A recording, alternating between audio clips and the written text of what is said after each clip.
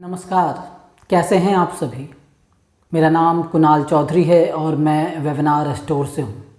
आज हम बात करेंगे सिम्टम्स आफ्टर वैक्सीनेशन की, यानी जब हम वैक्सीन लेते हैं तो उसके बाद हमारे बॉडी में क्या क्या कुछ एक एक्टिविटी होती है। और दूसरी बात हम ये भी बात करेंगे कुछ वैक्सीनेशन के टाइम में कुछ सजेशंस की, वो भी आपके लिए कहीं ना कहीं ज़रूरी होगा।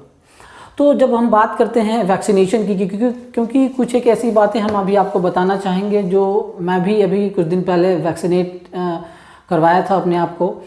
तो जब आप वैक्सीन लेते हैं तो उसके 12 घंटे बाद आपके बॉडी में कुछ ना कुछ चेंजेस आता है। मे भी आपको थोड़ी देर के लिए, थोड़े समय के लिए बुखार लगे, या आपके शरीर में पूरा बॉडी पेन करे, या ये भी हो सकता है कि बॉडी पेन प्लस फीवर हो। और साथ में ये भी हो सकता है कि जिस बाह में आपने अब वैक्सीनेट करवाया है वहाँ उस पूरे बॉडी में दर्द हो, या जहाँ पे इंजेक्ट हुआ है उसमें भी दर्द हो सकता है। तो सबसे पहली बात ये है कि इस समय के लिए आपको कोई मेडिसिन लेने की कोई ज़रूरत नहीं है। लेकिन तब भी अगर आपको लगता है कि आपको बॉडी पेन बहुत ज़्यादा हो रहा है, बुखार थोड़ा सा ज़्यादा फील हो रहा है, जनरली बुखार होता नहीं है। मैंने भी अपने आप को 3-4 बार मैंने अपने टेम्परेचर को चेक किया था और बुखार लगभग 98 था। तो आप किसी डॉक्टर से इन टच रह सकते हैं। हो सकता है तो बी कॉम्प्लेक्स आप एक ले सकते हैं ज़्यादा से ज़्यादा, बट आपको स्ट्रेस नहीं लेना है। आपको ये चिंतित नहीं होना है कि मैंने वैक्सीनेशन करवा लिया और शायद मुझे कोरोना तो नहीं हो गया, मुझे बुखार आ गया। तो इस तरह की गलत सोच आपको नहीं रखनी है। यानी ये जो वैक्सीनेशन है ये प्रॉपर सही तरीके से काम कर रहा है, इसका बहुत ही अच्छा रिजल्ट है। यानी सभी लोग, सभी एज के उम्र के लोग आराम से वैक्सीनेट कर सकते हैं, वैक्सीनेशन ले सकते हैं।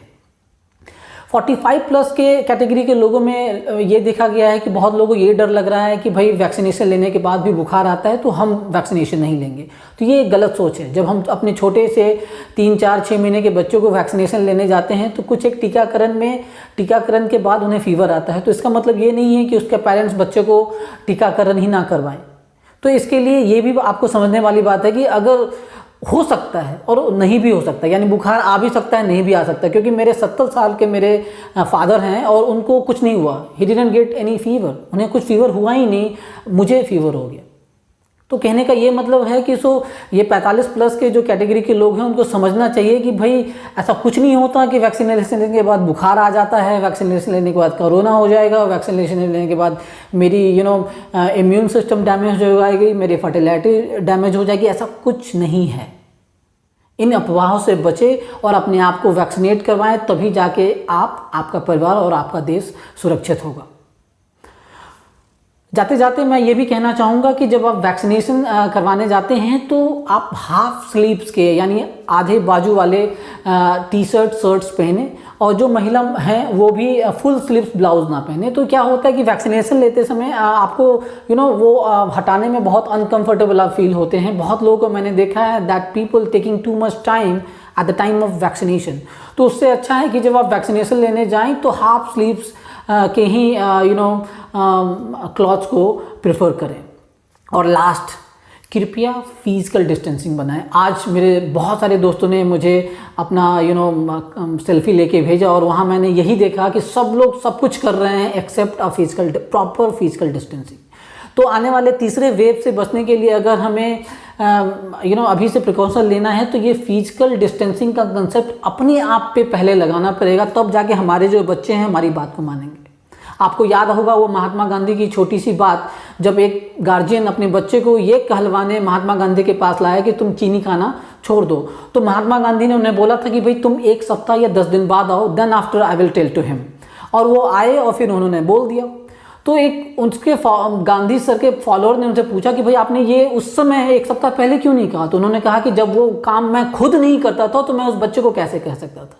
तो यही बात आप भी समझिए, फिजिकल डिस्टेंसिंग प्लीज मेंटेन करने की एक हैबिचुअल आदत बनाइए, डबल मास्किंग की हैबिचुअल हैबिट डेवलप कीजिए, तभी जाके आपके आने वाले जो 18 साल के कम बच्चे हैं, आपके भाई हों, बहन हो, बाल बच्चे हों, वो आपकी बात को मानेंगे, क्योंकि वो कहेंगे कि मेरे पेरेंट्स, मेरे गार्जियन भी ऐसा कर रहे हैं तो मैं भी ऐसा करूँगा। तो मुझे उम्मीद है कि आपको ये वीडियो ज़रूर पसंद आया होगा। जो सजेशंस है कहीं ना कहीं आपके लिए फ़ायदेमंद होगी। अगर वीडियो पसंद आया है तो इसे लाइक और कमेंट इस पर ज़रूर करें। आपके सजेशंस के लिए मैं हमेशा एग्रेसिव रहता हूँ, मैं वेट करता हूँ कि कुछ सजेशंस आपके तरफ से आएँ। अगर हमारे आने वाले वीडियो के लिए अगर आप जुड़ना चाहते हैं तो हमारे चैनल को ज़रूर सब्सक्राइब करें। हम वेबिनार स्टोर से हैं। वेबिनार स्टोर्स आने वाले समय में लाइव वेबिनार कंडक्ट करवाती है जो आपके स्किल डेवलपमेंट के लिए बहुत ज़रूरी होती है।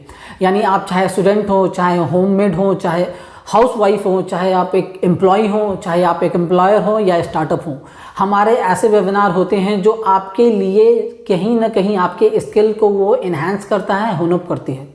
तो इन सब चीज़ों के लिए हमारे webinarstores.net के वेबसाइट पे जाना ना भूलें। आज के लिए इतना ही, धन्यवाद।